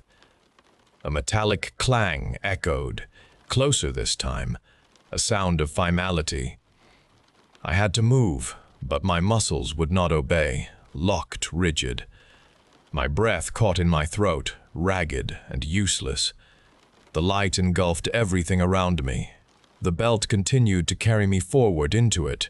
The light burned away the last vestiges of the gore-streaked belt, revealing a blindingly white room. Cold air struck my exposed skin, sending shivers through me.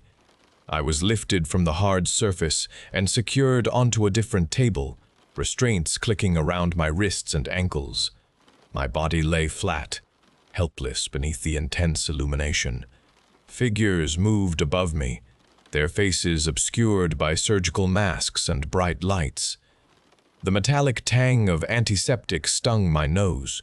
A piercing sound began, a high whine, then a deeper vibration. A grinding tremor started through the table, resonating through my bones. I felt a cold touch on my skin, followed by sharp pain, a searing ache. Tools pressed against my flesh, pushing, stretching, then cutting. I could not scream. My mouth remained locked open, no sound emerging. My vision blurred and cleared, showing glints of steel reflecting the brilliant overhead lamps. They worked with precise movements, unwavering control, reshaping bone and muscle. My skin was pulled taut, then smoothed, then pulled again. The pain became a constant throb, an overwhelming presence that eclipsed all other sensation, yet I remained acutely aware of every intrusion, every deliberate alteration. My jaw was remade, my cheeks sculpted, my eyes altered. I felt the sharp ache of new seams forming beneath the surface of my skin, pulling my face into a new configuration. My limbs were straightened, joints meticulously adjusted for unnatural fluidity. A shift occurred in their methodical work, the focus of their attention moved downwards towards my core. A deep violation, an intimate intrusion began. Cold instruments probed with invasive certainty, then a sudden sensation, a tearing feeling ripped through my lower body. A part of me, a core component that defined a fundamental aspect of existence, was cleanly excised.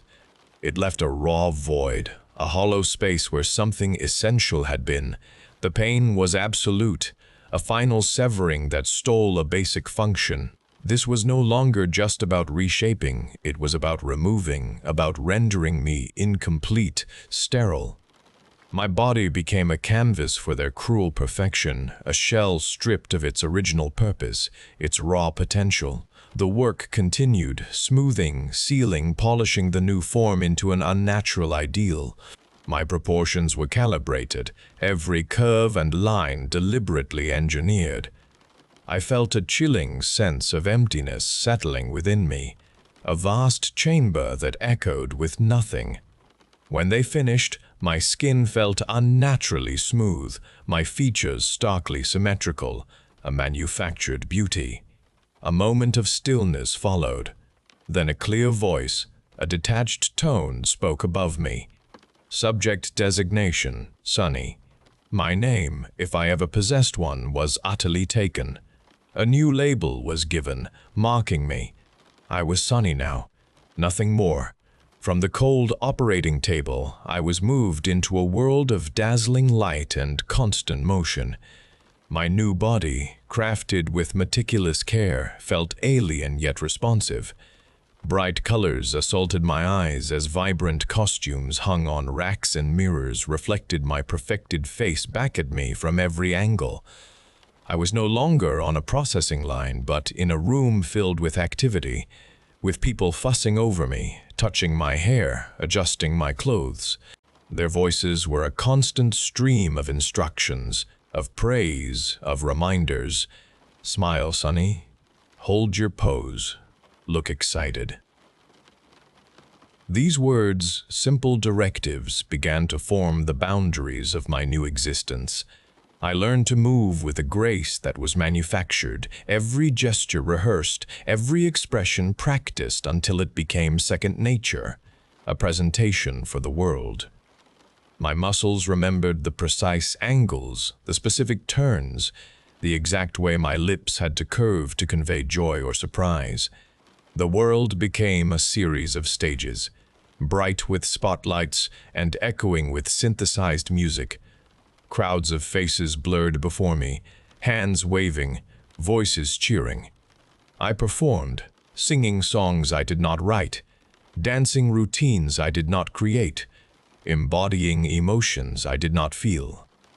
The melodies were catchy, the lyrics empty, speaking of love and happiness that felt foreign to my hollow core. Each performance was a relentless demand, an emptying out of the engineered energy they had instilled in me. My smile was wide, my eyes sparkled with artificial brightness, and my movements were fluid and precise. Inside, I felt a growing dissonance. This was not me, this was not real. It was a projection, a constructed illusion, and I was its vessel. The applause washed over me, a sound that never quite reached the core of my being. There were the managers, stern-faced women and men who moved with quiet authority, their eyes missing nothing. They guided my every action, from what I ate to what I wore, to the exact phrasing of my answers in carefully scripted interviews. My schedule was a rigid grid, every minute accounted for, every interaction supervised. I was never alone. A team of stylists, choreographers, vocal coaches, and publicists surrounded me. Their constant oversight controlled my every move. They spoke of Sunny's brand, of her fans, of her future. They treated Sunny as a separate entity, a product they were cultivating, while I, the being inside, observed it all with a detached dread. My opinions were irrelevant. My feelings, if I dared to have any that deviated from the script, were ignored or corrected. Sunny is happy, they would declare, even when a tremor of something else, something closer to despair, threatened to surface. The constant pressure to be Sunny, the bright idol, pressed down on me. I saw my face everywhere. On screens, on posters, on merchandise. A face that was beautiful, perfect, yet unfamiliar. It was my face, but it was not mine. The new name, Sunny, was a brand, a label stripped of any personal history or meaning. There was no past to connect it to, no memories to give it depth. My own identity, if it had ever existed, was a phantom. No sound from it reached me. I searched for a flicker of something original within, a trace of the being who had been on that conveyor belt, but there was only the vast emptiness left by the surgeon's knives. The glamour was a constant confinement, a restriction. The adoration felt shallow and empty. The constant demand to perform this manufactured life was suffocating. I moved through this world, my actions controlled by unseen hands, my movements dictated by strings that pulled at me. My true self, whatever little fragment remained, felt oppressed in the confines of my perfected shell. The polished surfaces of my dressing room reflected Sunny back at me. a dazzling person I did not know. Her wide smile, eyes sparkling with artifice, her body moved with unnatural grace. Every morning, I saw this flawless reflection, a testament to their meticulous work, a living doll. The face was beautiful, symmetrical, devoid of any past or weariness that belonged to me. The perfect curves of my lips, the exact tilt of my head, all these belonged to Sunny. They did not belong to the being who awoke covered in gore, the being whose organs were torn away. This separation, this constant confrontation with an alien perfection became a deep ache inside me, far worse than any surgical pain. I stared at the image, my hand rising to touch the glass, then pausing. This face, my face, was a lie. The manager's voices, the adoration of the crowds, the endless routines, all converged into a suffocating pressure. I was a product, a performance, an echo of what they wanted, not a person. A cold fury began to simmer, a deep rebellion against this imposed existence. I was trapped within this constructed beauty, a prisoner in my own skin. My gaze hardened at the reflection, seeing not beauty, but a mask, a flawless prison. My fingers, unnaturally slender and smooth, slowly rose to my face. I traced the line of my jaw, feeling the firm, altered bone beneath the taut skin. This was not the bone structure I was given. It was crafted. I moved my fingertips to the corner of my eye, feeling the subtle pull of the skin there, the result of their meticulous work. I knew the seams were hidden, expertly fused, but I could feel their ghost beneath the surface. My perfected lips, designed for maximum appeal, felt stiff and artificial. The anger swelled within me, a desperate need to tear away the falsehood to reveal the raw truth underneath. My nails, strong and polished, pressed against the corner of my left eye. A sharp sensation broke through the artificial skin, a faint tear. I pulled. A deliberate, slow movement, feeling a resistance that was not pain, but a tearing sensation. The skin stretched, then gave, a delicate separation. A thin, clear liquid, not blood, welled up along the tiny fissure. It was a clear lubricant, a sterile fluid meant to keep the doll functioning. I felt a strange sense of vindication. This was not truly skin, it was a covering. A meticulously crafted facade. I pulled again, the tearing growing wider. The perfect curve of my eyelid began to warp, pulling away from the underlying structure. The manufactured beauty was coming undone. I saw the raw edge beneath, a pale, almost synthetic material. My fingers moved to my cheek, finding another seam, another point of weakness. I pressed, then tore. A deliberate act of destruction. My flawless features, the beautiful Sunny, began to distort, a horrifying unraveling of the ideal form. The mirror showed a face no longer perfect, but fractured, revealing the terrible truth of its construction.